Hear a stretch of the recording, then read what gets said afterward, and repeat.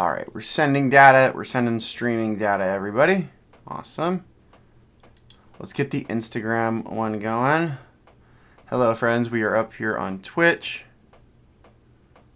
We're going live. Cool. All right, folks. We are starting our live stream. We're going to start a little bit early. Starting early because I want to get the I want to watch the Dodger game, to be completely honest. So I'm just going to put some things on Discord really quick. So give me a quick minute. We're not starting just yet. But here we go, folks.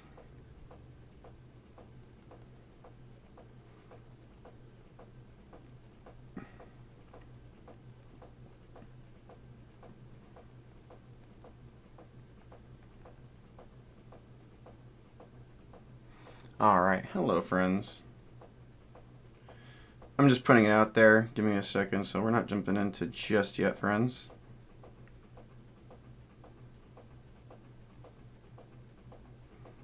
Just putting some things out on Discord, and we'll get this show going.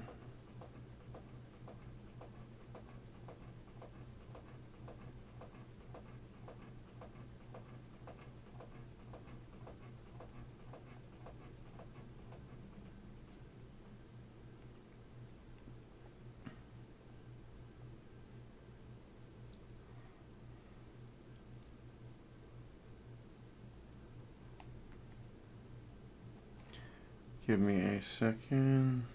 Give me a second, folks. Yeah, what's up?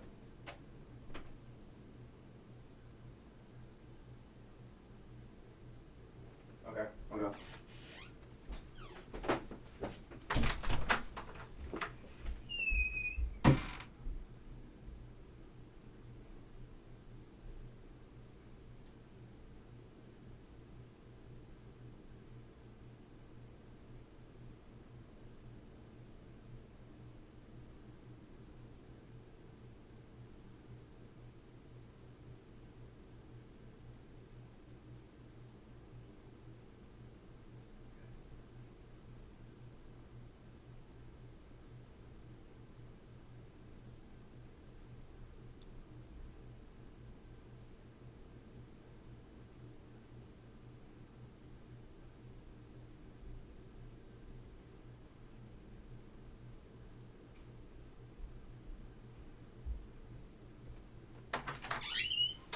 Alright, sorry about that, friends. Had to just take care of something really quick, but we're just getting all the streaming stuff up and running, so give me a second.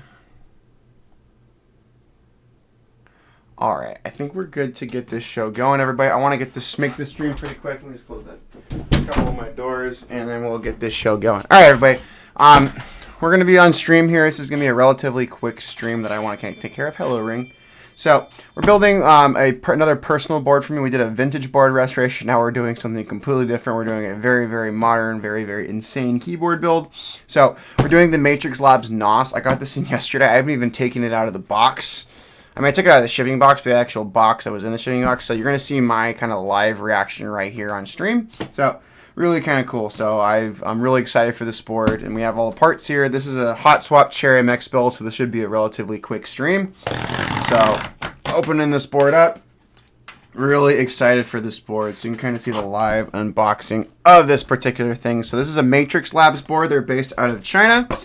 And they're a really, really cool keyboard design company. The thing with Matrix Labs and their designs, you either absolutely love their stuff or you hate their stuff. Their designs are very in your face, very kind of crazy, and very over the top. So here it is. We have the Matrix Labs NOOS.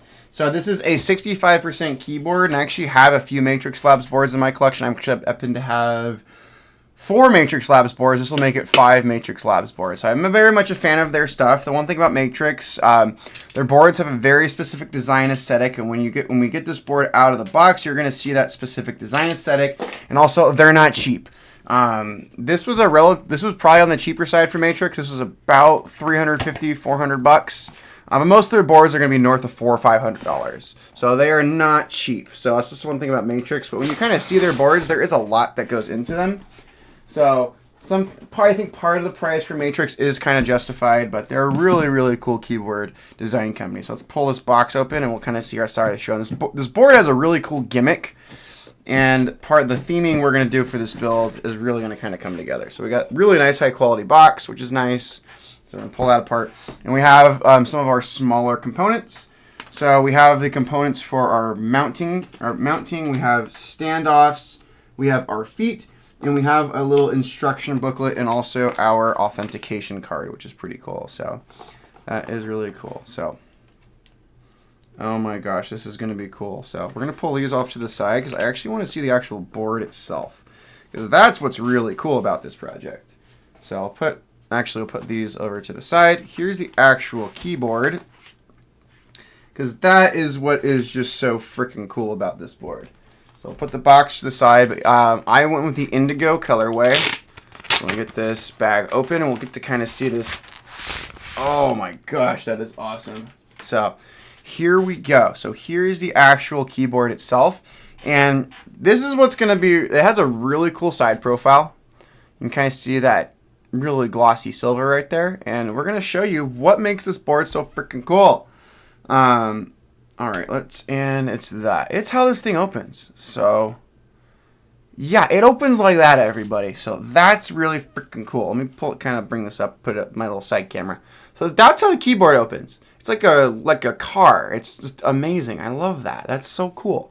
So that's part of why I wanted this board. It is very much a gimmick.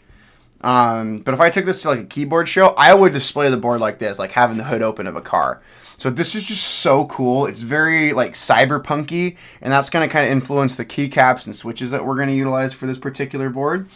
But it's really cool. So we have the aluminum plate. So there wasn't very much options for in terms of what you could do. So you could do a non-flex cut plate. I don't like flex cuts on my plate, so I got the non-flex cut plate, which was really cool. And then also we have the foam kit. I am not a fan of foam, so we are not going to be building this board with foam. So we're going to kind of toss the foam to the side, because I personally don't care for foam in my keyboard. So we're going to take all that foam off, and then there's our PCB. So it is a 65% keyboard, so I'm taking all this stuff. We're going to leave this plastic at the bottom just to prevent any type of shorting. That's just not really, that's just more so for us. So there we go. So that's really kind of cool. So let's get this PCB opened, and you'll get to kind of see the PCB. This is going to be a pretty simple build. Probably the most involved part will be looping stabilizers, because that'll take time. But other than that, this is a pretty straightforward, very simple build. This should be a very quick stream. We should probably be done, I say maybe a little over an hour, because I do want to watch the Dodger game. So there we go, everybody. It's the World Series we're in now, so we got a good time. So that is really cool. So there we go. So look at our PCB. So it's a nice gray PCB, a really cool color. I like that. So what's cool about this, we have pogo pins, how this connects. There's no JST, so this would just kind of drop down, and those pogo pins would just connect, which is really cool. So really like pogo pins. That's a really nice little innovation that's been coming into the keyboard hobby. This is going to be a bottom-mounted keyboard. So we already have the thing that's cool. These mounts are already installed for us, though. That makes kind of final assembly really, really simple. So we're going to close up the case, because we're really not going to be working with the case until the very end. Most of our work's going to be with the PCB. So we'll kind of put the case to the side. What's up, Naveed? Yeah, I got this. This indigo is beautiful, dude. Look at this. Like, that is just gorgeous. Like, it's going to go so good with GMK Nightrunner. So I'll kind of go over kind of parts we're going to be using today. So let me just kind of put stuff to the side. So for keycaps, we're putting GMK Nightrunner. So this is going to be a Cyberpunk 2077 build. So we have GMK Nightrunner, which is going to be really cool. And we have the full kit, so we're going to put a lot of the accents and the novelties on this. And we also have the switches. We're going to do Gateron Box Ink yellow switches. So these are going to be really cool, kind of fit with our yellow theming.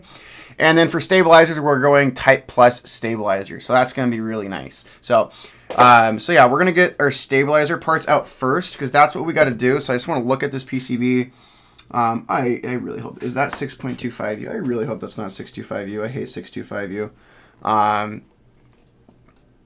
Yeah, damn it, 6.25U. Aw, man. I don't like that. That's my one point of criticism.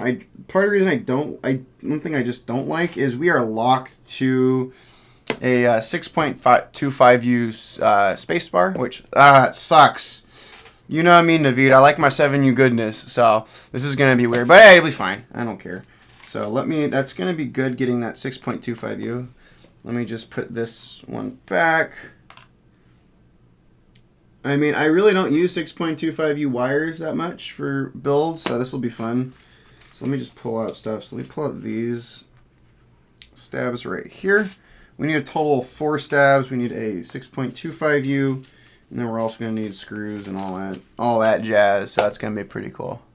I think it's cool, but like honestly, like you're not buying this board for like layout. You're buying it because of the gimmick and I think the aesthetic. That's I think the primary reason we're going to buy this board. So. And then we're going to get out, we're doing, all right, hold up. Someone has a question. All right, give me a second. Yeah, hold up. Which Chernobyl is it? It's on HBO. I know, but there's 3. I'll text it to you. Okay, thank you. All right, cool. Someone had a question about HBO shows, so there you go. It's happening to live with people, so. All right, cool. All right, everybody. So I think that's really good. So we're doing a total of 4 stabs on here today. So that should be pretty good. So nothing too wild with that. So we're just going to get these lubed up, and then we'll kind of go from there. So it's a good, yeah. Yeah, I know when Alex Odos built this board, there was some complaint about the spacebar. So we're going to kind of see what we have to do with the spacebar. I'm kind of on a time constraint to get this one done because I want to watch the World Series. So we're going to kind of burn through this build. We should only be on here for about, I'd say, 16 minutes max. So, yeah, the 1.2 mil PCB. Oh, crap, I didn't realize we have a thin PCB. Okay, fine. Crap, I didn't realize it's 1.2. That's going to be fun.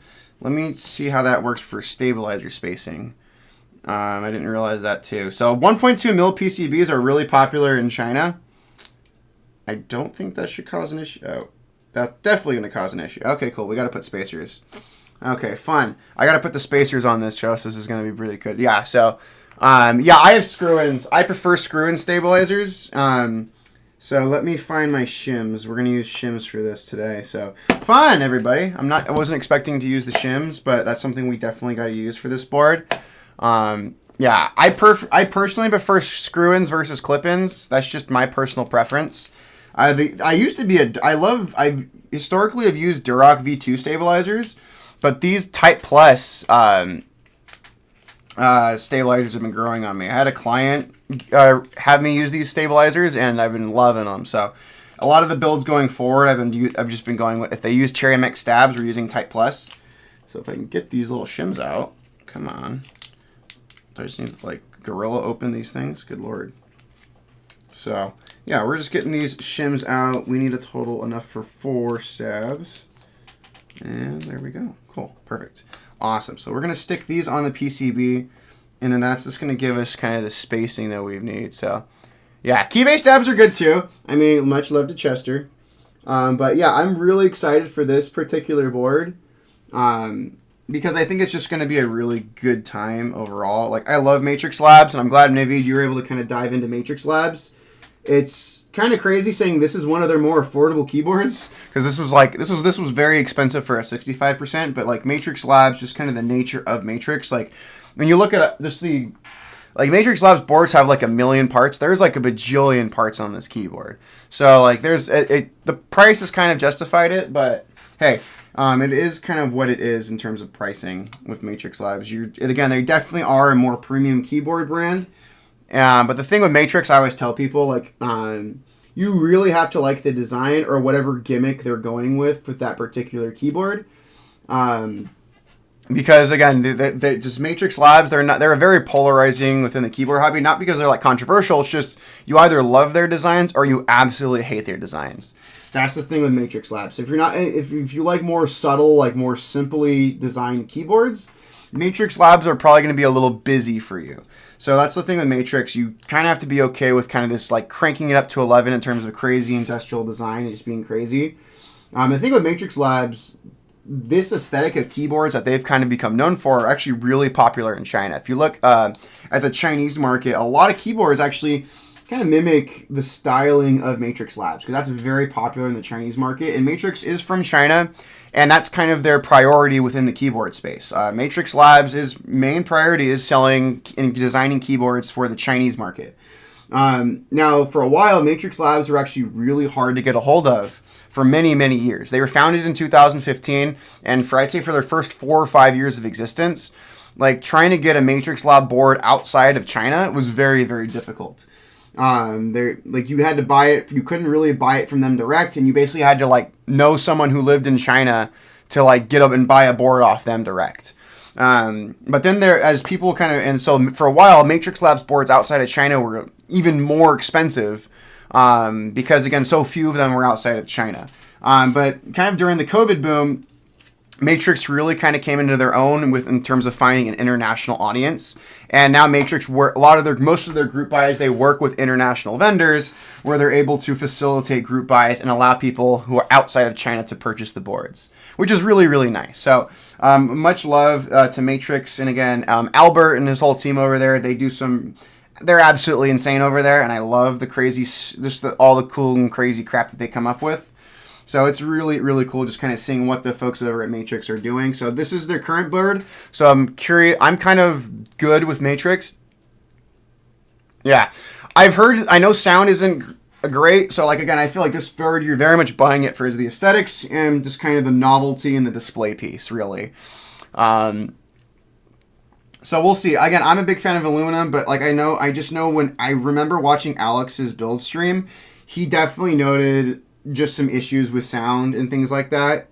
But Alex also kind of noted too, like you're not buying this. People who were buying this keyboard were buying it for the aesthetics and the crazy just industrial design of it. So that's what we're kind of doing. So I'm really excited for this board. It's a really cool board. I've been eagerly awaiting, and this will probably be one of my last like major Cherry MX group buys for a while. I'm focusing on other parts of the hobby, but this is definitely a board I've definitely been really, really pumped for. So I love Matrix Labs, and this is actually my first Matrix Labs board that I bought actually like brand new in a group buy. So my other 3 boards, I have my Matrix Labs Vita, which is my other 65%. 6225 keys, I usually do the Control, Windows, and then Alt, and then I'll do Alt and Control. So I omit a Windows key on this side. I'm going to do a 6.25U. So like it's funny too, because like my other 65% that's right here also is locked to 6.25U. So you can kind of see it. So we have our Control, Alt. So yeah, so I put function up here usually. That's usually what I put it. So I have a page up, page down. I really don't use my 65U board. This one I just have because I'm a big Disney fan. You can see my little Mickey Mouse. It's my Mickey Mouse keyboard, which is really cool. So yeah, again, my muscle memory really for keyboards is set up to 7U spacebar, so I definitely want to use this board and have it in my rotation. So we're just going to kind of see. Yeah, I'm going to kind of figure out, I haven't used in 6.25, so I'll have to probably plug my Vita in and figure out like how the heck is it set up. So also Naveed, is this thing VIA, or is it proprietary Matrix software? Because I know there's like some RGB stuff and whatnot I want to program and whatnot, so definitely need to get that all set up. So we're going to see, but I want to just get these stabs. The stabs are going to be probably the most involved part of this build. Like when I do Hotswap Cherry MX builds, heck, even solder Cherry MX builds, they are very simple builds compared to my Alps stuff. So the Alps build we did last night was very, very complicated. That was a very complicated build, but it is really cool. So, okay, cool, sweet. Okay, that's what my 100NG uses. My 100NG uses that like web-based Matrix Labs vial. So we'll definitely get that checked out. So I'm familiar with that software because I just want to get the LEDs dialed in and then get certain things programmed the way I like them, and then we'll get it going. So really excited. But yeah, this is my Matrix Labs Vita. This is one of their older 65%. I got it like a year ago. Yeah, I got this board about a year ago for like $200. It was like a $500 board when it came out. So I got it when I saw it on Mech Market like a year ago. I was curious. This was my first Matrix Labs board. I'm like, that's cool. It's just finding PCBs for this thing is a pain in the butt because I have some busted switches on this one. I don't really use them. Like one of my brackets and then one of my arrows is messed up on this thing, and then like my plus. But I have them layered into functions, so it's pretty good. So like this is a really cool board overall. So like I love Matrix. I have the Navi. I have the very rare Matrix Labs 100NG full size that came out earlier this year. There's only 70 of those stinking things in existence. So when I take out my Matrix Labs boards, they are definitely fan favorites. People really love them. I also have a Matrix Labs Navi that's like themed to SpongeBob. So when I take that one out, people freaking love them. So Matrix Labs are just kind of crazy. And when you see kind of aesthetics, like a lot of companies have taken inspiration from Matrix Labs and the kind of their design aesthetic. I think one company that really has kind of embraced the design aesthetic of Matrix Labs is going to be QWERTY Keys. Some of QWERTY Keys is like especially their QK lineup, like the QK80 or like the QK101, definitely takes a lot of inspiration from Matrix Labs. So a lot of people just kind of say Matrix inspired. Matrix doesn't have a trademark on their design aesthetic, but when you see a board, like Matrix are the OGs, so everyone just kind of says, oh, it looks like a Matrix Lab board. So Matrix Labs are really cool. And some of their older stuff is really awesome. Like, which is really cool. Like some of the older Matrix Labs boards can get really, really expensive, and they're really, really sought after, believe it or not.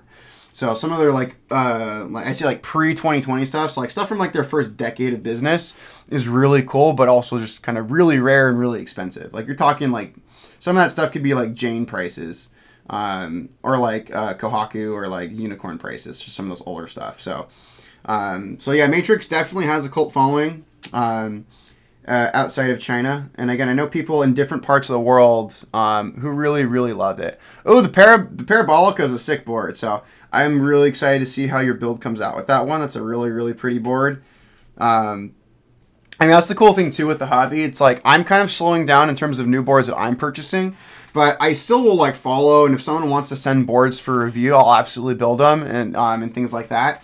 In terms of adding to my personal collection, I think I'm, again, definitely going to be slowing down, but, like, there's still so many amazing projects. I think, like, the Oblique or the Parabolica, or like the Manta or things like that. Like there's a lot of some really, really cool projects and some projects coming up that are going to be really cool. Like two other boards, one board I'm waiting on has currently shipped, which is really cool, is my Matrix Labs Class 65.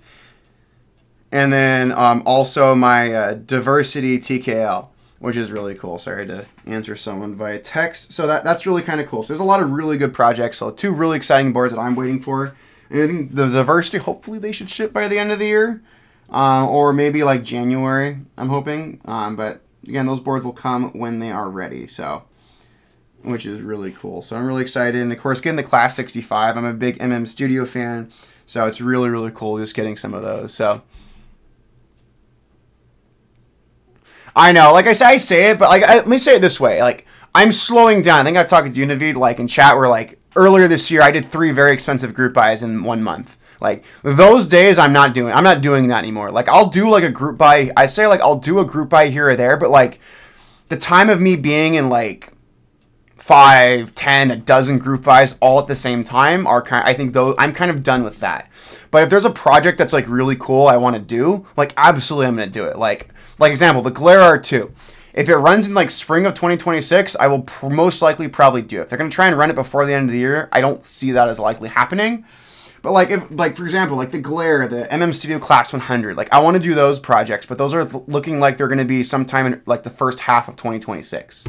So that's what you know what's weird? I was talking with people in the Geon Discord, and a lot of people were saying that's just kind of an unsubstantiated rumor. Because those people in the Geon Discord, like a lot of people know like the guys at Geon and like Geon himself. They said that's just kind of a rumor going around. So I don't think it's going to run this year. Again, for my sanity and my wallet, I would like it to run in like Q1 or Q2 of 2026. That would just be more ideal for me in terms of just kind of budgeting out things. But like for example, like the Glare is one I'm definitely going to do. But like I said, I'm not going to do like, if I do the Glare, I'm not going to do like 3, 4, 5 other group buys at the same time.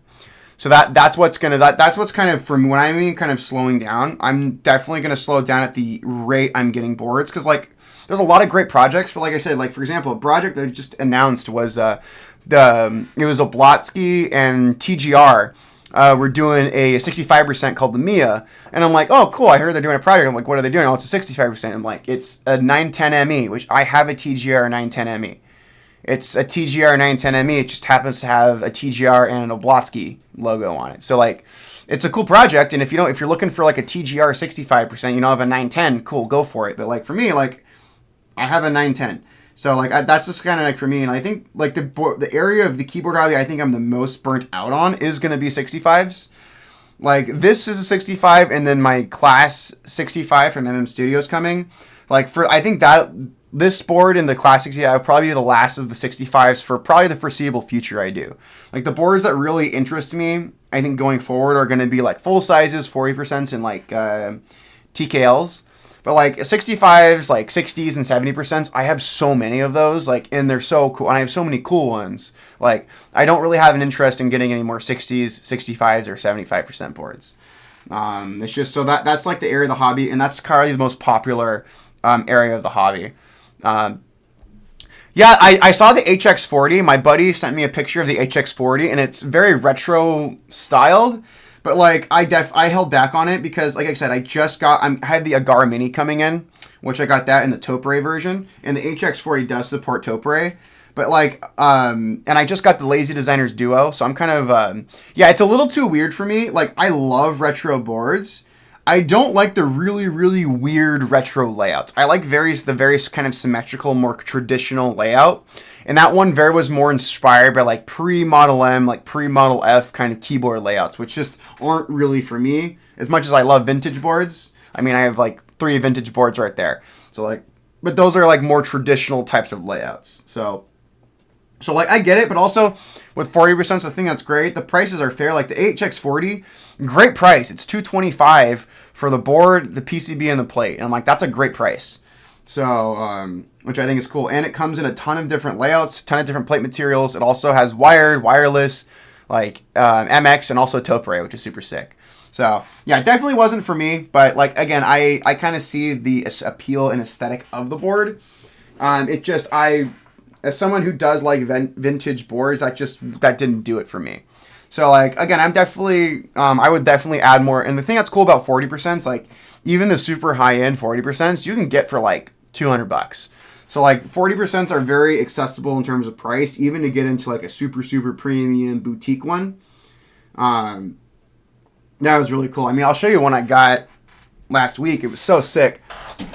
If I can grab it and not drop it, and not have it be dropped this time. I got my Lazy Designers Duo on the topic of 40s. Beautiful, beautiful little board. I have GMK Olivia. I have original Holy Pandas in this. That back is really cool. Fortunately, there is a little dent that was put on it, so a colleague at work accidentally dropped it. So, but really beautiful board. Like, I mean, Naveed, if you're looking for a cool 40, definitely check out Lazy Designers. They kind of specialize in really cool and cute 40%. With very tasteful design and also very affordable price. Most of the boards are going to be sub like $225, which is really cool, and they're very high quality. So yeah, really, really cute board. Oh, I love it, dude. When I saw the pink, I knew I wanted to put GMK Olivia. When I bought the board, I had to track down the 40s kit for GMK Olivia, which was a massive pain in the ass. So, because the base Olivia set that I had doesn't support all the weird 40 buttons. So finding that 40s kit was cool, but someone on Reddit came in clutch, which is super cool. So really, really cute board. I love it. So I love my 40s. I got a ton of them. So I'm at like 5 40% boards. With the Agar, I'll be at 6 40% boards. So I'm definitely covered on 40s. And the Guard's cool because it's going to be all brass, which is going to be cool. And I also got the Topre model. So that's going to be super sick. So because I love Topre. And to be able to have like one of the 40s be in Topre is going to be just amazing.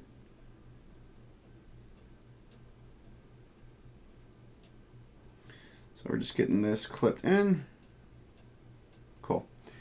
Getting these wires clipped in, and then we'll kind of go from there.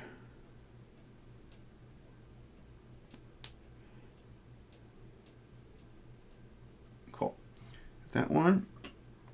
Let's get these other ones in. Again, I got the brass Agar Mini, so it's going to be absurdly heavy. So it's going to be kind of like my Passante is going to have like a little brother. So, because the weird too is like the main Agar didn't really appeal to me because it's a 60% and it's an HHKB. Like I have my Han keyboards, like I have my Han H2H, I have my Han Pro 2K that I purchased on Group Buy, and I'm waiting for Dynacat for both of those boards. So, like, I have a proper, like, 2 proper 60% HHKB. So, like, the full-size Agar, that's the 60%, really didn't appeal to me, even though it's a great board, a fantastic price, and it supports Topre. I just didn't really appeal to me because, like, again, I have 2 other boards that do the same thing. The Agar is a cool board. I really think I saw a couple of them at Keep Life, and it's a fantastic board for the money. Like brand new, I think it's like $130. Like you can't beat that. And I know some people kind of crap on KBD fans, and I don't think like especially people like Black Simon give KBD fans a hard time. Like KBD fans is not the company they used to be. Like my first board was a KBD fans board. I have a KBD fans boop. I've had a ton of their boards over in the time I've been in the hobby. And KBD fans has come a long way. Like I get it with some of their earlier stuff. Quality control is definitely a problem. But the guys who are at KBD fans now are really, really committed to what they do. I think KBD fans is just at least for the American market, it does kind of suck ordering from them because of the tariff situation. That does kind of suck. So hopefully once that gets resolved, like it's going to be a little cooler to buy from KBD fans. But the one thing that is cool with KBD fan stuff, there are regional vendors for their stuff, which is nice. Like here in the United States, we have Divinity, which I'm kind of fortunate they're based here in Los Angeles. So that's kind of nice. So like if I ever have to do something from KBD fans, yeah, KBD fans' shipping is expensive. It's like I've done orders in the past, even before the tariffs, I'd pay like $70 or $80 in shipping. So like it's so that's just the thing with KBD fans. It's just logistics wise and getting their stuff is kind of cool. That's why I recommend if you see stuff KBD fan stuff on Mech Market and it's a good model you like, definitely pick it up. Their boards are fun. Like I love my boop.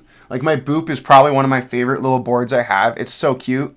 That's another really fun board that I have, and also their customer service is fantastic. Like my boop, one of my PCB. I only got when I first bought it. I only bought one PCB.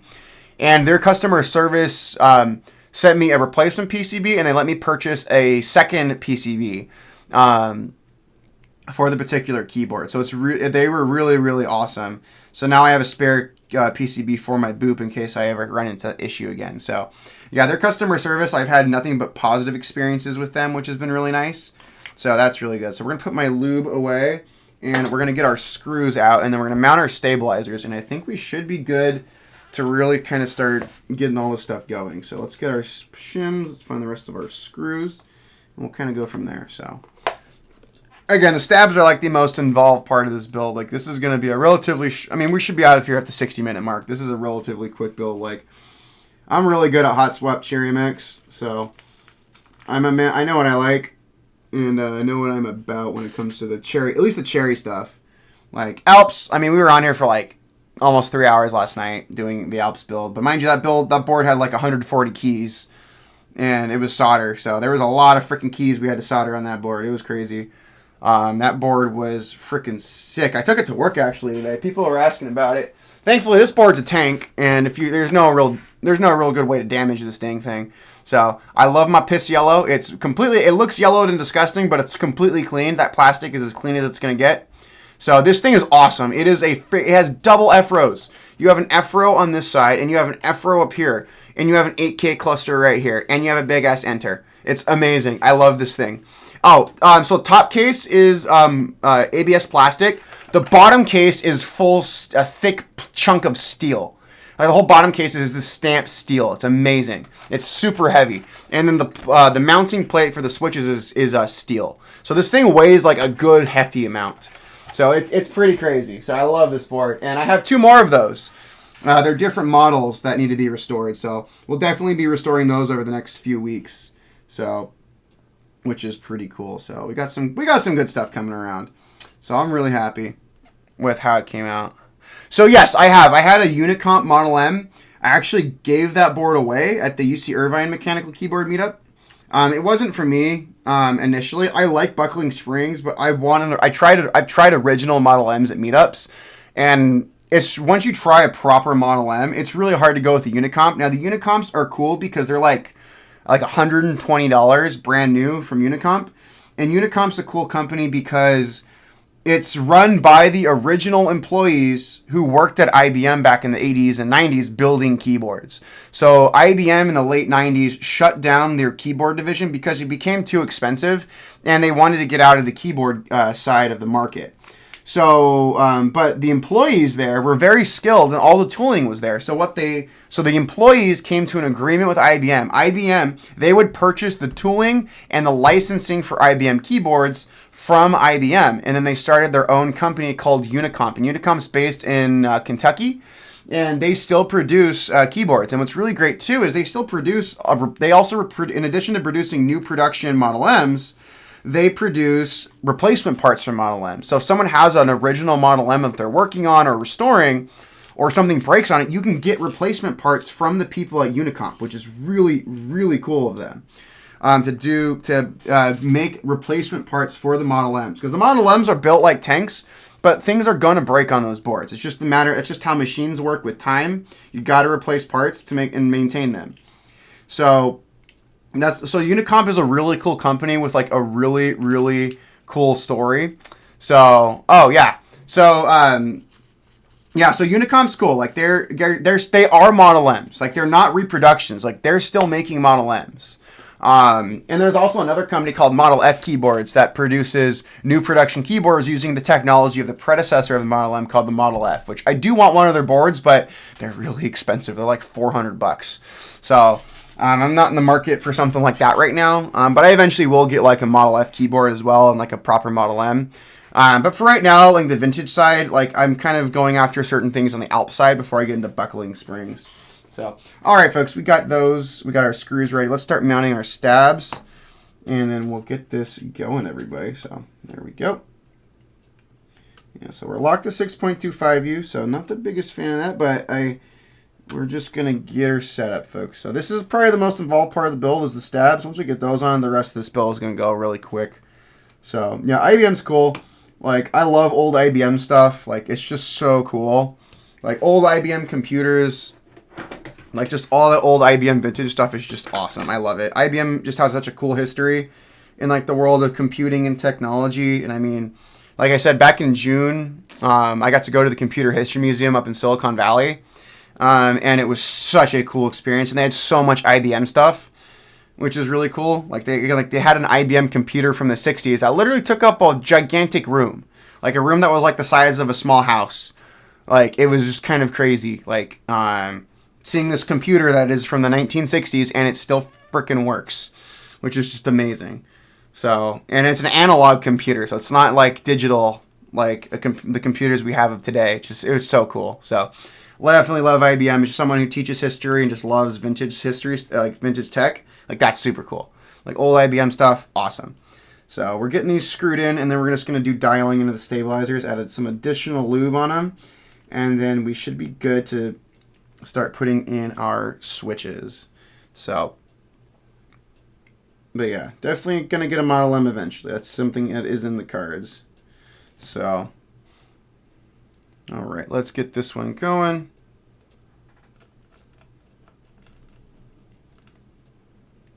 Cool. And then this one.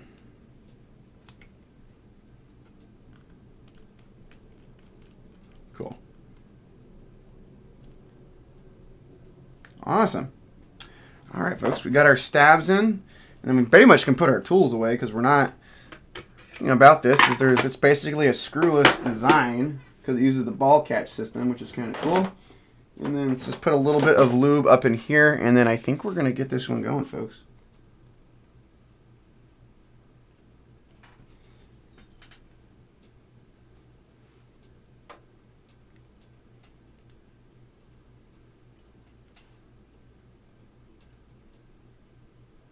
Cool.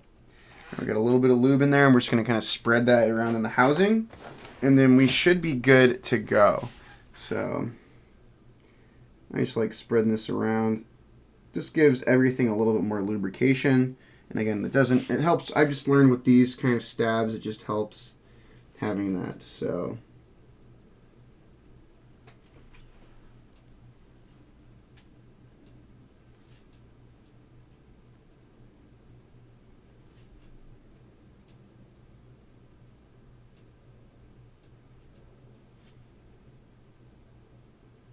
cool. Just putting in a little bit more work here. Cool. And just adding in the lube for these stabilizers, and we're almost there, folks. Again, we should be out of here, I'd say, in the next, like, 20 or so minutes. So, awesome. So I'm just going to wipe off any excess lube on here, and then we'll be good to go. Cool. But yeah, so good stuff. Alright, so, got that. Let's put our plate on. I don't know if I'm going to do my... Oh yeah, the stand. So let me grab my hardware, because I do want to install the standoffs on this particular board. So, I do like the standoffs. I have these on my Matrix. This is built like my Matrix Labs 100 NG. So we're going to put the standoffs on this particular board. That's just how I like to roll with this design. So, so the standoffs. Oh, I do the standoffs. I like it. On my Matrix Lab, this is built exactly like my Matrix Labs 100 NG. So, I have them on my 100 NG, and I actually like the sound of that board. So, I don't know. It is a completely a personal preference thing. No one has to put the standoffs on. I personally like them. With the Matrix Labs boards, again, I have a few Matrix Labs boards, so I'm kind of more accustomed to the sound profile that these things make. So, yeah, I'm okay with them. I do it for stability, to be completely honest, on these boards. You don't have to do these. These are a completely optional part. I just like doing them just because, I don't know. I do like the standoffs on my Matrix Lab stuff. I have them on my Navi too. This one doesn't have standoffs because, again, this is a much older Matrix Labs board. Yeah, we're going to see. So that's why I'm doing it more for stability. So we're just kind of getting these parts in here, and then we'll get it going. So we'll get this hardware in here.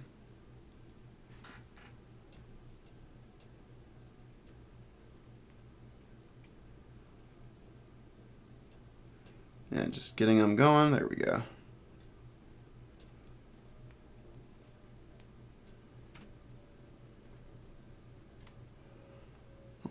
That one's being stubborn. I'm not sure if it'll reduce flex, to be completely honest on this one. We're just going to kind of see how it goes. Like I said, I'm just trying to... This standoff's being weird. I'm going to put that one to the side. I don't know why that one's being weird. Let's try this one. Okay, this screw is just bad. Okay. So yeah, it's just also putting these standoffs is kind of a pain in the ass because these screws are so tiny. So I have no idea if this is going to reduce the flex, but we're gonna see. So okay, I got those, and we got two more we're doing. So. And then we'll screw this puppy in.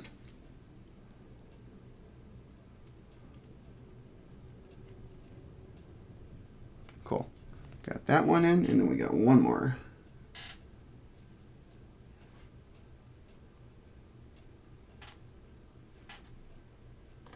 Yeah, this takes me back to like Topre, because Topre also you have to do standoffs because you're screwing the PCB and plate together.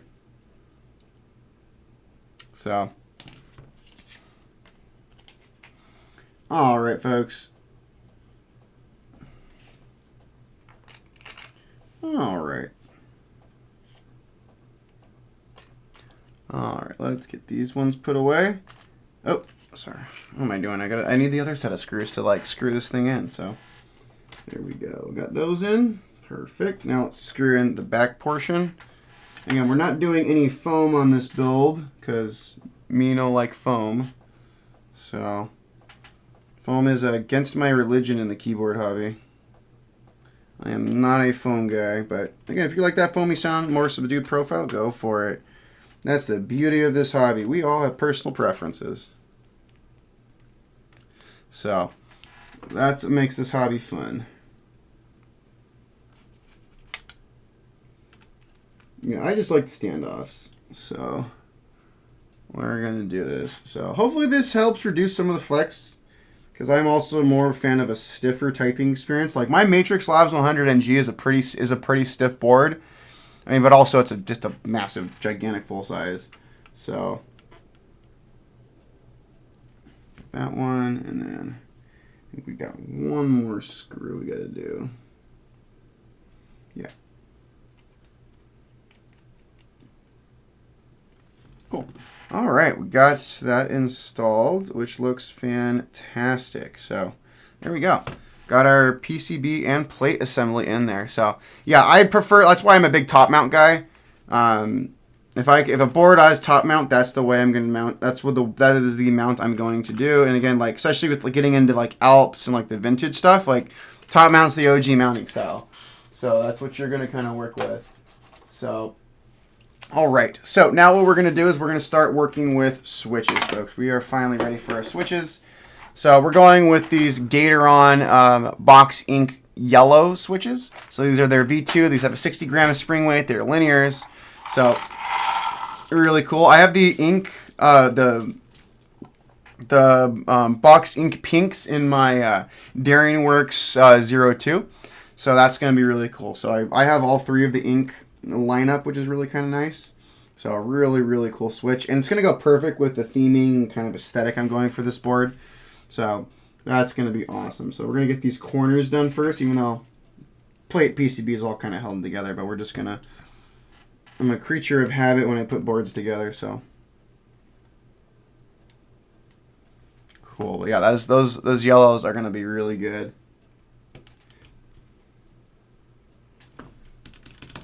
Cool. All right, got our corners. I'm going to do my stabilized keycaps for next. So that's going to be pretty good. Awesome.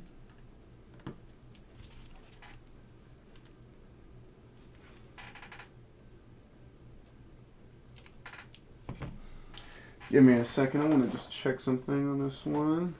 I think I bent a pin. I don't like that, but let me just check here really quick. I don't know if I bent it. Yeah, I bent a pin. That's fun. Ah, Lord. I bent a pin. Yay. Hey, at least it's Hotswap, so.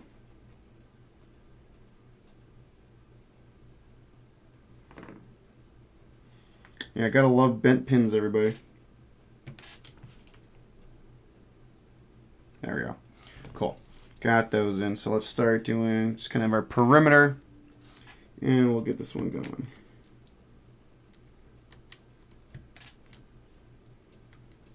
Yeah, but these are going to be perfect for kind of the theme, the cyberpunk theme I'm going for. So, and also, the only option on this board is step caps lock, which I'm like, bro.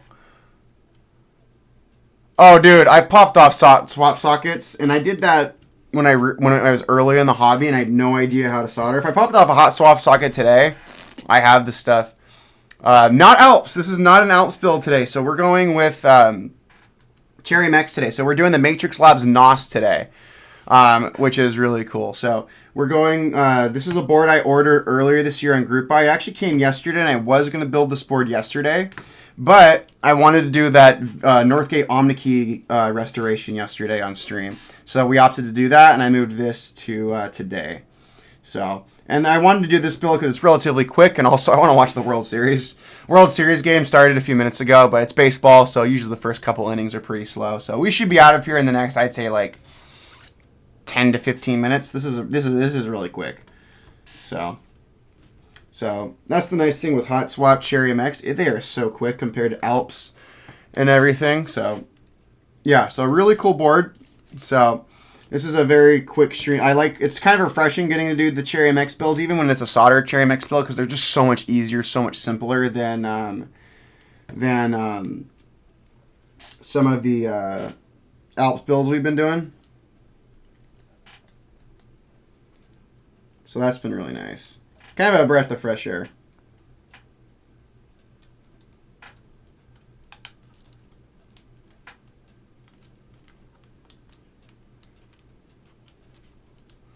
Just making sure everything's properly seated. Yeah, we're going good. So yeah, good times, everybody. Good times. So we're just putting these switches in. And I think they're going to go really good with the theme that we're going with. Again, once we got these switches in, we're basically almost done with this board. So that's the cool thing about this board. I think it's really cool. Like, it's a cool... Again, I literally bought this board for the gimmick and the novelty. Like, that's why you're buying this board. You're not buying this board because it's like, oh, I love this is gonna sound like amazing. I'm like, no, you're buying it because the novelty. It flips open and it looks cool. So like literally, you're buying it. This is definitely a novelty keyboard. Like you're buying it to like, oh, take it to a keyboard meetup and like, hey guys, look what my keyboard does, and you open it up and like that. That's why you buy it. So that's why we're getting this one. And again, we have the perfect keycap set. And we're going the theming. Once you see the keycaps, you're gonna kind of in this really get a look at the board and its design. You're gonna kind of see like, oh, that's the theme we're going for. So, and again, when I do keyboard builds, especially my Cherry Mech stuff, I really like a theme to tie together. So this is very much a themed build that we're going for, which is really nice. So, yeah. All right, there we go. Getting them in there.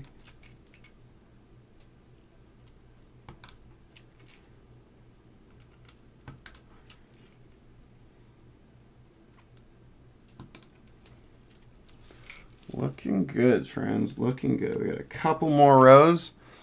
No, actually. So we're going Cyberpunk 2077 on this keyboard. So we got so we're going GMK Nightrunner, and we got this blue indigo. And Nightrunner is the Cyberpunk 2077 themed keycaps that was released during COVID. So this is I love Cyberpunk 2077. It's one of my all-time favorite keyboards. Sorry, not video games. I've played every ending. Cyberpunk 2077, as you know, if you don't know, has multiple different endings that you can do based on your choices in the game. Like I've done multiple playthroughs of the game. I've done playthroughs where I burn through the story. I've done ones where I take my time. Like I had a playthrough that took over 100 hours because I literally did everything you could possibly do. And it's a game I genuinely have loved, and it's like one of those games like. You get that feeling of just getting completely immersed and like lost in the world that it's created. So I definitely love Cyberpunk 2077. The anime that they created, Cyberpunk Edgerunners, was just absolutely amazing. So here's the thing with Cyberpunk 2077. Like when the game was announced all way back when, I was very excited. I'm a huge science fiction fan. I love science fiction. I love cyberpunk stuff like Ghost in the Shell, like Akira, things like that. So when this game was announced, like years ago, I was like, "Oh my god, I want this!" And then it just kept getting delayed. It kept getting delayed. And when the game released, it was just a mess. Like they released it way too early, and it was just the game was horribly optimized. I'm a PC gamer, so like playing it on PC was a mess. And like it was buggy to all hell. And they released an inferior product. It sucked. So I gave up on the game for about 2 years. And then I realized, okay, I got a bad taste in my mouth. I was really burned, but as time went on, the game got better. They ended up fixing the game. They released patches. They ended up releasing like the Phantom Liberty DLC. And then friends were telling me who had finally gotten back and played it. They said, you got to give Cyberpunk another chance. And I said, okay, fine. It's been 2 years. Phantom Liberty just came out. Hopefully the game is fixed. And I played it. It was a completely different game than when I played it at launch. Oh yeah, no, Cyberpunk 2077. If you play it today, you'll have no issues. It's amazing. And the thing with Cyberpunk, my main thing with Cyberpunk, my honest recommendation is do not burn through the campaign. Take your time, explore, get lost in the world.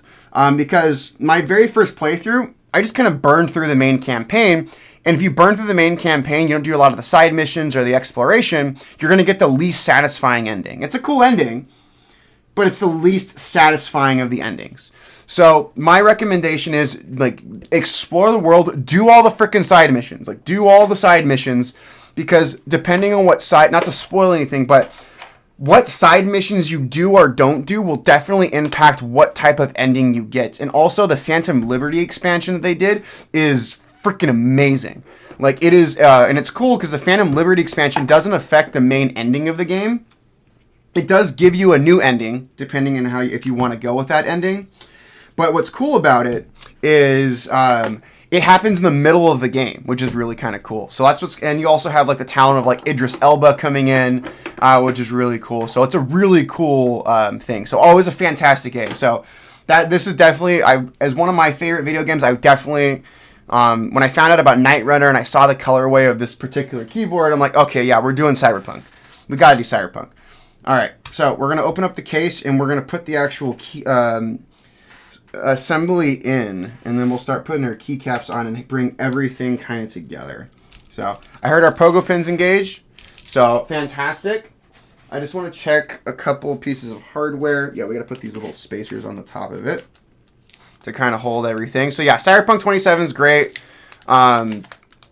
Hopefully within maybe the next decade or so, we get a follow-up to Cyberpunk 2077. I would love to return to the world of Cyberpunk. I don't know if we want to maybe go back to Night City, but if we could definitely return to that world and that universe, that would be just amazing. It's just such a cool world. And also, I know Edge Runners is working on a follow-up series. It's going to be like, I think what the Studio Trigger, who made Cyberpunk Edge Runners, they're working on trying to making a second season, but making an anthology. So their kind of idea for a follow-up is, because like if you watch Edge Runners, it's like, I mean, not to spoil everything, but like there's no way to continue that story from that first season. There really isn't. Just the way it ends. So what they said they would do is they would just explore a new like crew, a new set of characters within the world of Cyberpunk, which I think would be which I would be okay with. So, and then we also have our feetsies. So let's close this puppy. All right, got that in there. And then let's put, oh, we got our feet installed. Sweet. Okay, cool. We're pretty much ready for keycaps. So there we go, friends. We are ready for keycaps on this bugger. Really simple ones. Take my work mat away. I'm going to put some stuff away just because like, I think we're done with a lot of the tools and whatnot. Really didn't have to do much. We'll put our keycaps on. We'll do a little sound test and whatnot and just initial impressions, and then we'll get on out of here, and then I'm going to go watch the freaking baseball game. So, yeah. So let's get this stab stuff put away. All right. Cool. All right. All right, let's get GMK Nightrunner. I have a ton of stuff that we can kind of work with. I have some space bars here that took up a bunch of space I didn't have room for in the kit. So a lot of cool stuff. I'm probably going to pull up the diagram of the kit too, because this is I have the full GMK Nightrunner set. So it's a really beautiful one. And I have actually a really cool touch for this board that we're going to put on. So I have the full kit, which is really nice. And I also have this, which is cool. So I have the Metal Artisan. This was a little bit of a pain in the butt to track down, but I got the Metal Aluminum Artisan keycap that'll go up here, which will be really nice. So, yeah, we're going to put on our main alpha cluster and kind of figure out what we're going to do with novelties. So let's do those first, and then we'll kind of get that one going. So I bought this set like months ago. Actually, I found it on Mech Market because this set's been out of production for a few years. So I had to get it aftermarket. And I found a guy who was selling like the whole kit for like $100, like with the novelties, the space bars, all the accents. And I'm like, so I messaged him and I bought this set like 5 or 6 months ago. So I've just been sitting on this set and holding on to it for this particular keyboard. Yeah, Naveed, I definitely agree with you. It is not my favorite sounding thing. But hey, I'm buying this for the novelty. Like realistically, this is going to be more like, I'm going to use this keyboard, but this is definitely a board that I bought for the novelty and just kind of the cool factor. But I definitely hear what you said about sound. But I'm also not putting foam in this thing, so. Yeah, so. Yeah, this one sounds, I mean, these are really good switches. Like, these Gateron box ink switch line are really good. I have the pink ones in my 02, and those are awesome. So we'll put our shift and our backspace on.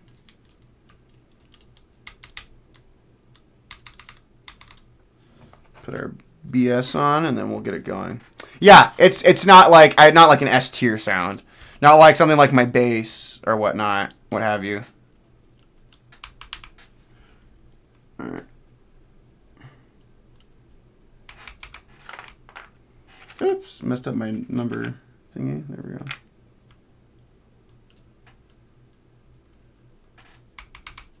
Cool, awesome.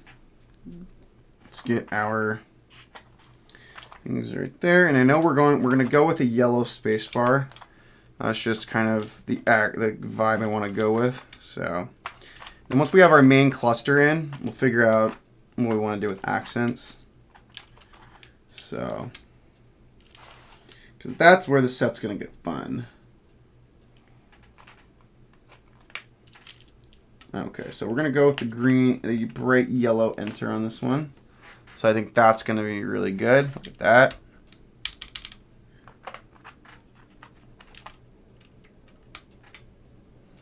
Yeah, we're going with yellow accents right here.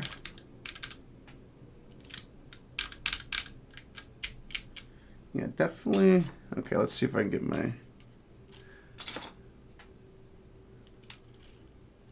Oh, you gotta be shitting me. Give me a second. I could have swore I had the yellow spacebar, because that's kind of important. Give me a minute. I gotta look up the diagram for this set.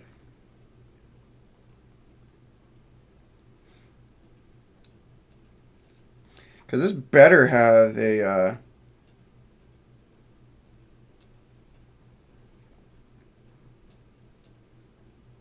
Yeah. Okay, that's weird. Huh. I really want that yellow spacebar. What the heck? Because... Yeah, that's 65. Yeah, that's 65. I was like, what am I going crazy? Yeah, that's my 65. Yeah, there we go. Those are going to get our kind of our color. We're going to put our numbers up here. I want to see my novelties really quick.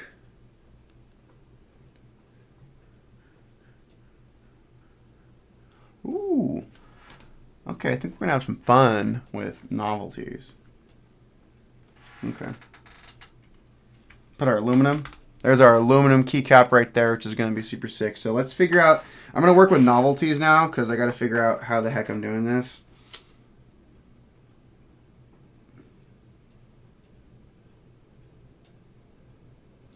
Ain't that a bit? Ain't that some shit? Okay, cool. Guess we're going with these puppies. So bottom row, we can't really do anything on that. Okay, but I think we're going to do something fun up here. We're going to do something crazy up here. All right.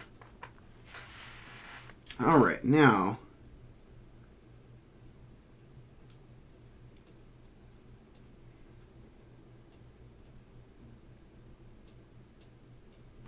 Let me get that shoe one. Give me a second.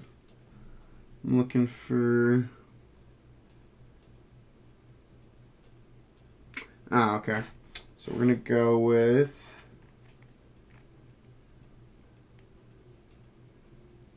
I'm going to go with that one. Sorry, I got to look through these novelties to figure out what I'm going to do. All right, that's going to go there. Okay, we're going to figure out some novelties. So we're going to go yellow. Okay, we're going to do something really cool here.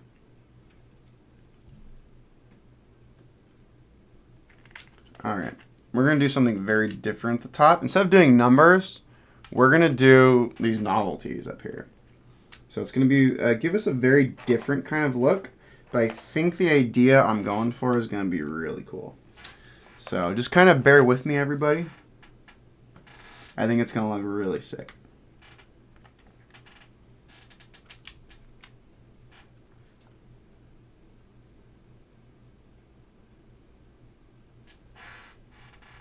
Okay, and then gotta look for this one.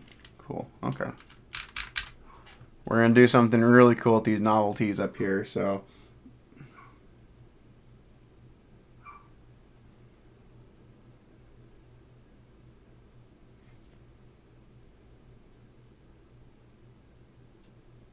gotta find them. That's the fun part about this.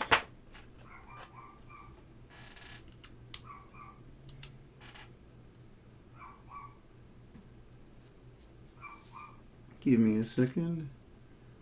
Okay, that one.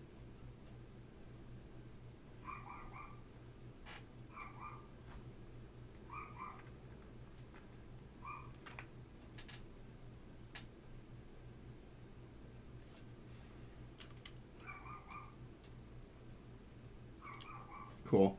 So I gotta look for these novelties. It's like fun finding them all.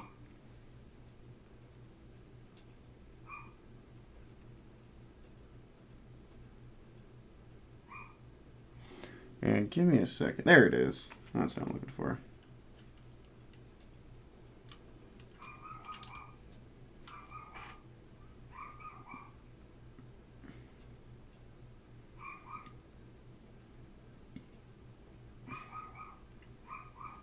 Give me a second.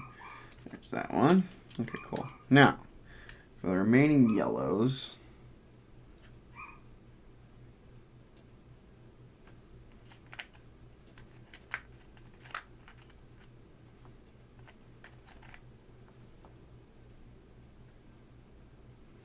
okay, I'm looking for a cup. There they are. Cool. There's my other novelties. Cool. All right, let's figure out how I want to do these.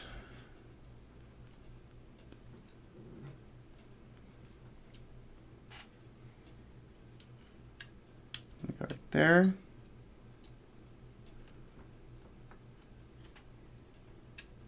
Gonna go right there. There and there. Yeah, we're gonna do a little something kind of weird up here, and then we're gonna put this one up here. I'm gonna see if I can do a different one.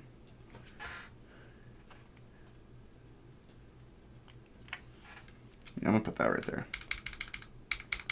And then I'm gonna do a page up, page down, and I think we're good to go. And we'll just put this set down. So let me see if that works up. Let me just see how that works. That does not line up. Let me get my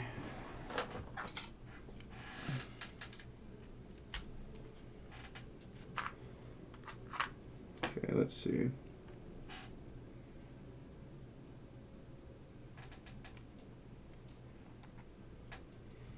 That looks really low.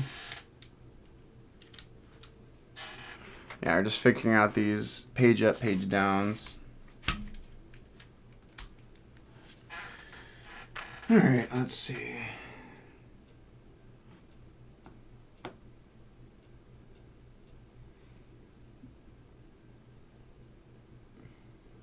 Give me a minute.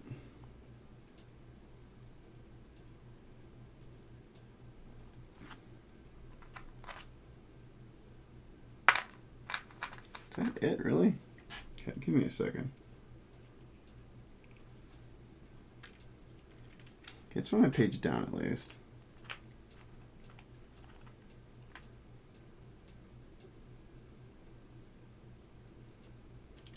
Yeah, I'm just figuring out alignment for these caps. Nope, not that one.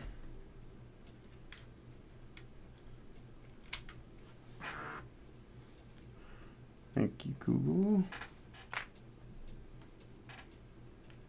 Let's try this one. Perfect, that one's good. Then we just gotta find the page up. Cause yeah, that's not working the way I want it. What the heck is it? Let me try this one again. Yeah, that's not what we're looking for. Ha! Gotta find this other page up. Where the heck is it?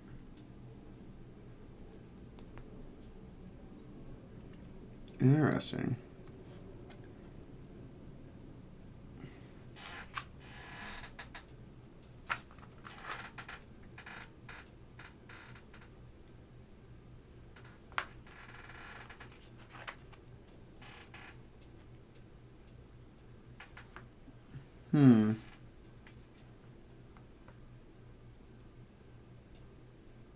It's really weird. Because that's R1. Huh. I think I don't have one of the keys I need. That's so weird. That sucks. That really sucks. Bro. Okay, well. I'm going to have to figure it out. That's going to be fun. Alright, cool. Alright. Don't have a key I need. Let's see if there's a home.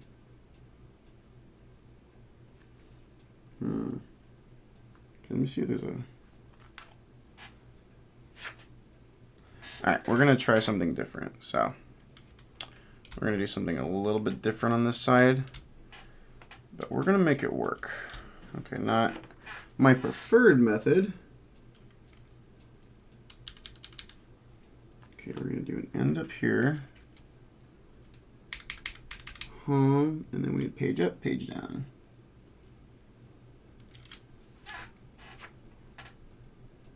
Page up, and then a page down. We're going to go with this kind of weird home cluster. Alright, we'll do it. That works. Alright. I'm okay with that.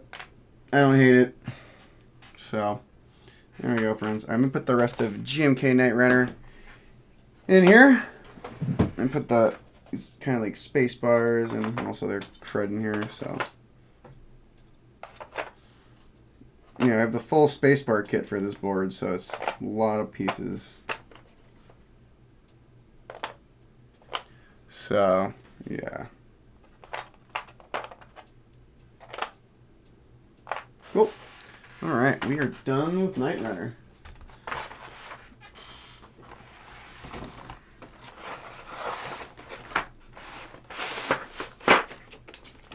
Cool, so let's put that away. And here we are, folks. So I want to do a little bit of a test. But this is the Matrix Labs NOOS. So this is my Cyberpunk 2077 build. And it looks gorgeous. So really, really cool board. So love this thing. This thing's just kind of crazy. I absolutely love it.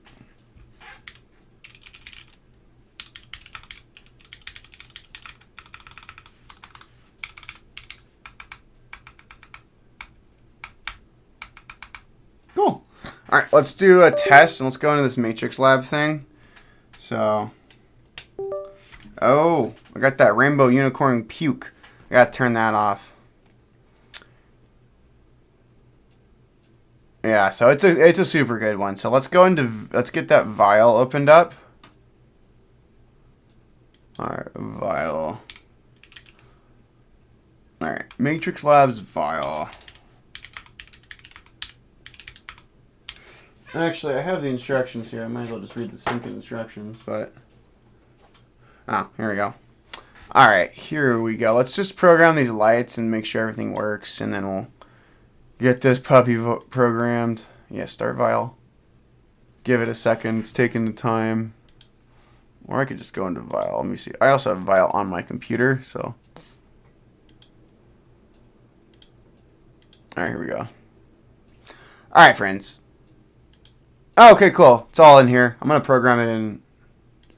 I have vial in here, so that's really nice.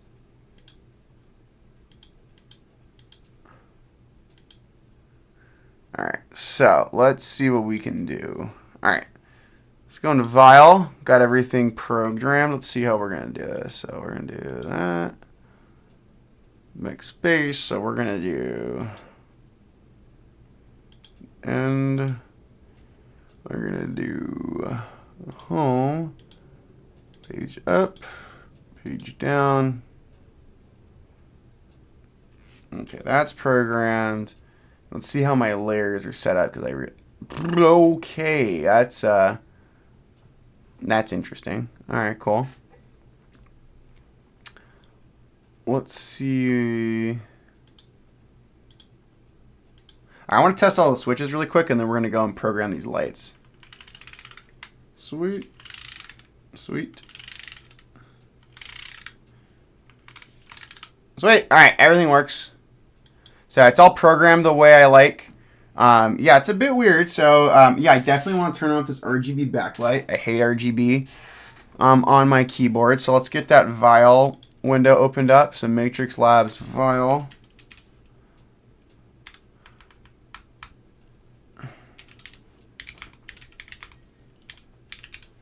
Yeah, want to get this. I want to get out of here in the next, like, I don't know, like 10 or so minutes. So vial web, start vial. We got it paired. Perfect. All right, let's get in here, and then we'll kind of get this one going. Oh my gosh, yeah, that's very Chinese. So I love it. All right, cool. So let's figure out. I actually have to read the instructions on this damn thing. Cool. I mean, I assembled it, right? I know how to assemble a keyboard, so outside that, that's fine. To default key map, all that crap. Cool.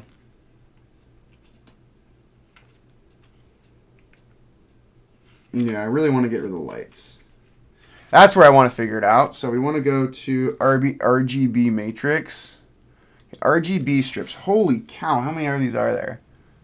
I think I'm going to go with yellow for the strips. So let's get, I want to go yellow.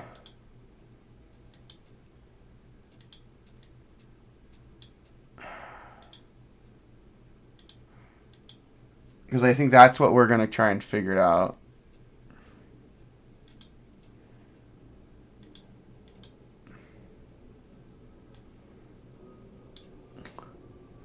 Alright, select my color. Is this working? Yeah, guys, I mean, for the Cyberpunk thing, I just want to have these really going. Okay. Okay, top left. Let's try that. Okay, cool. Color, yellow.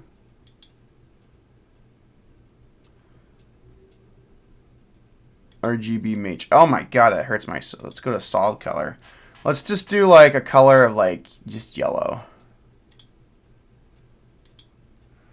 Here, I think I'll keep it for yellow for right now. I want to see if I can get these RGB indicator.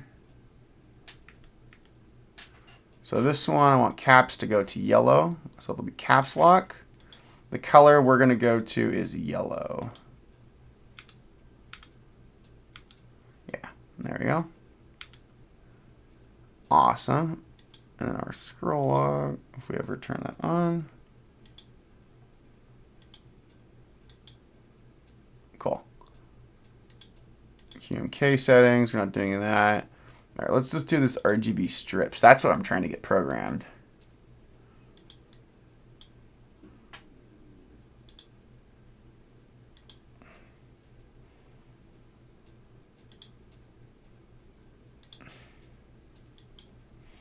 Okay, I got that side.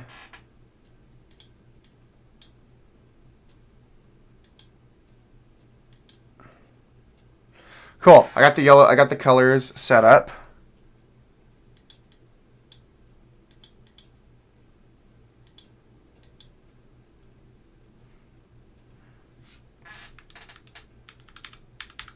All right, I think we're good. I'm going to check my RGB indicator. So for caps, I want to set it to blue.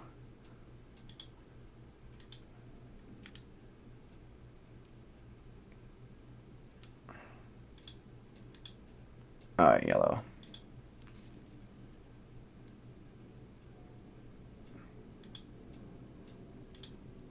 Yep. Give me a minute. I'm almost done setting up these colors. Yeah, that's perfect. Cool. All right, I think we're good. I want to check my layers really quick. So I think we're done with lighting for right now. So I'm going to go out of the Vile Web and I'm going to go back into my thing. I want to see how it looks without the RGB backlight. Honestly, it looks less busy. Like, I'm thinking to just disable the main backlight and just have these be my color accents right here. And then I'm going to set up my layers now. Okay, cool. All right, let's move this. I'm going to go back into my normal file, and I'm going to set up my layers. So I'm going to set up a new layer. I'm going to keep the base matrix layer because I don't want to mess that up. So let's go to my layers. So that one I'm keeping, but we're going to set up a second layer. And that's what we're going to do. So for this one, we're going to set up stuff.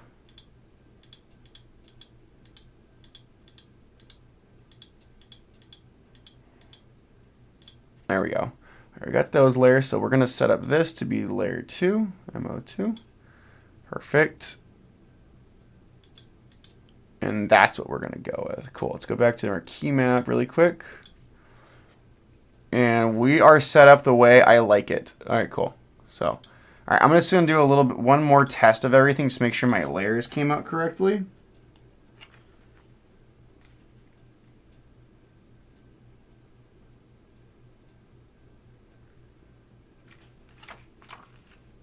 Cool. All right, let me just do my layers, and I think we should be good. So backspace and home page up, down. Cool.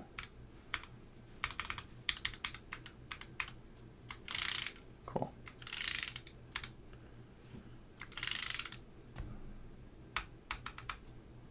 All right, let's set up my. Cool. All right, we are good, everybody. So we are looking really good. I'm gonna put my stuff back over to the side, but here we go, folks. This is the Matrix Labs NOS. So the camera's not doing a very good job of picking up these, but I just have these set to bright yellow. I'm turning off the back RGB, the backlight. I had it set for yellow, but I just think for the purposes of what I want to do right there. Oh crud! There's more RGB lighting under here. I see rainbow puke down there. I don't want that. All right. Give me a second, folks. We got to do some more RGB adjustments here. We're not done. We're not out of the woods yet, everybody. All right, let's go back to Matrix Lab. So we're almost there. Again, this is Dan. Figuring out this keyboard is an adventure. Matrix Labs, like usually, I set up any of the lighting effects or the screens, and I just forget about them. I never think about them again. So there's one part of the RGB strips I didn't get. Okay. So this will be bottom right. We're going to go to static, and we're going to go to yellow. And, okay, now we are good. Okay, we got our colors set up. There we go. Awesome. Now we're good. All right, that's interesting. It's going to minimize that, friends. All right, there we go. We got our thing going. I'm going to kind of... the one thing about this, you cannot turn the cool effect of opening it up. You can't really do while it's plugged in. So let's open this puppy up. And there we go, friends. So that is super cool. This is the Matrix Labs NOS. It has this little piston kind of opening up thing. And it is so, so cool. That is such a cool little novelty effect that we have on this particular keyboard. I absolutely love it. I think this is a very, very cool board. So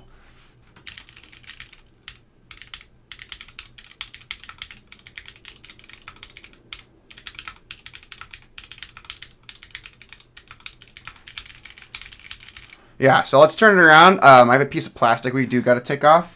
So we have this plastic over our weight. So let's take that off. And there we go. We can see this beautiful. So again, this is designed by Matrix Labs since 2015, which is super cool. So this is an awesome build. I love this thing. That profile is awesome. We have the NOS. And again, we have those really cool pistons. Let me plug it in, and you can kind of see some of the lighting effects. So I turned off the RGB backlight behind the keycaps, but I kept these lighting accents on the side. And there's also some lighting accents just kind of on the bottom right here, just kind of right here, which is cool. So, so yeah, really cool board. I'm very happy with how it came out. We got this thing looking amazing.